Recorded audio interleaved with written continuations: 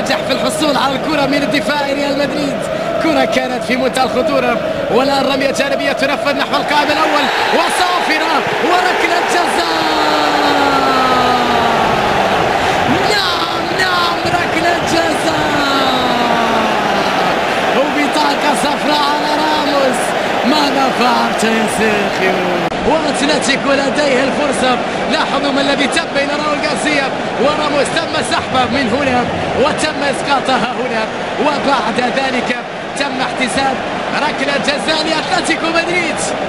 ركلة جزاء لأتلتيكو مدريد. نعم لديهم الفرصة الآن لأنيل غارسيا لمنح فريق الأفضلية. راؤول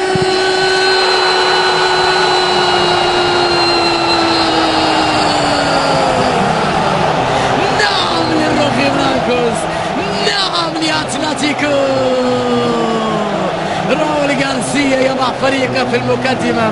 هدف أول لأتلتيكو، هدف أول لراؤول غارسيا، وهدف أول للتشولو. ينجح أخيرا أتلتيكو مدريد في تسجيل أول أهداف الديربي. هدف تأخر بعض الشيء، لكن علينا استعادة الصورة والقرار.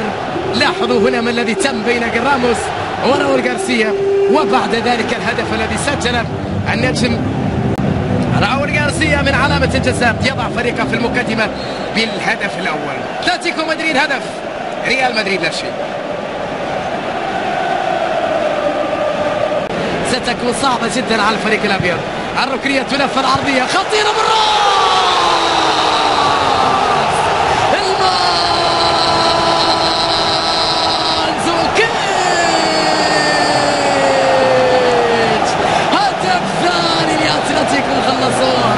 خلصوها وقلت الثاني. نعم الثاني لأتلتيكو.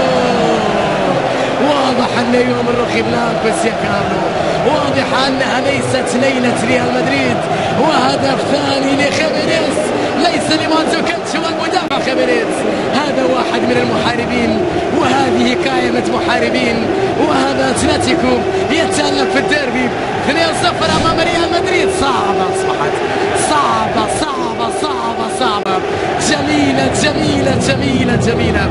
راسية في الزاوية البعيدة. أتلتيكو فوق الجميع. أتلتيكو يعتلي الديربي وراسية خيمينيز. جميلة يا ولد، رائعة يا ولد. أتلتيكو يسجلون.